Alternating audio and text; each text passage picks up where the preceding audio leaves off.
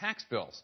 Joining me now to discuss it is Vermont's independent Senator Bernie Sanders. Senator Sanders, thanks for joining us. You've been an outspoken critic of these kind of uses, exploitation, whatever you want to call it, of the tax code for years. So have many other Democrats in Congress. But I guess the big question is, why has nothing been done to stop this from happening?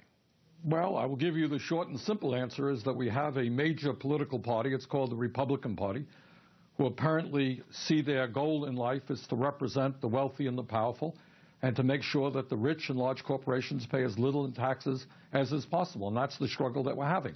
But to my mind, not only is this tax inversion an outrage, we are losing now about $100 billion in federal revenue every year because many of these large corporations are putting their money into the Cayman Islands and Bermuda and other tax havens.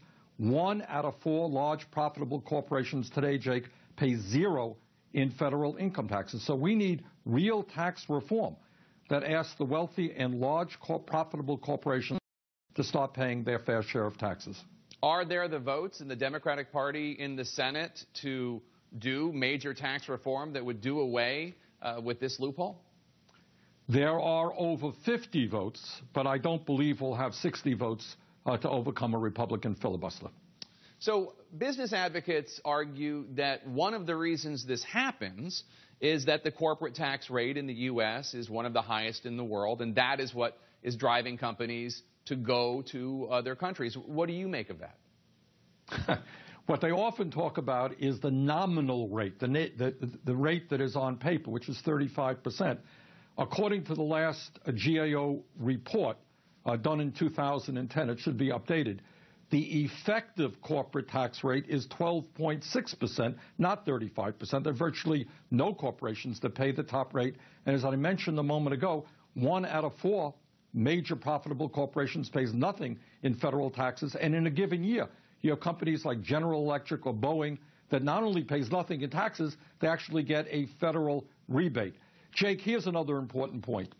In 1952, corporations contributed about 32% of the tax revenue of the federal government.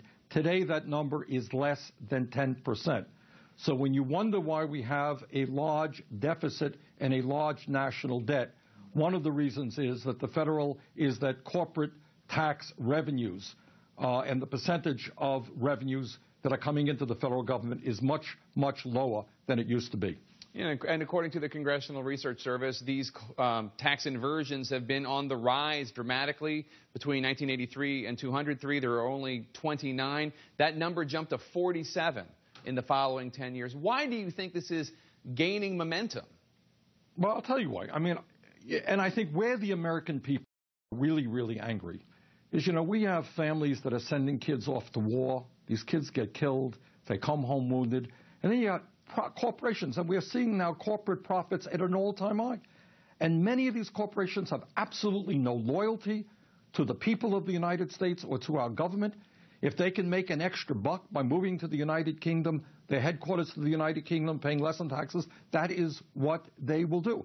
Now, the danger, as you've indicated, is once one company starts doing it, or many companies do it, other companies, from a competitive perspective, feel that they have got to do it as well.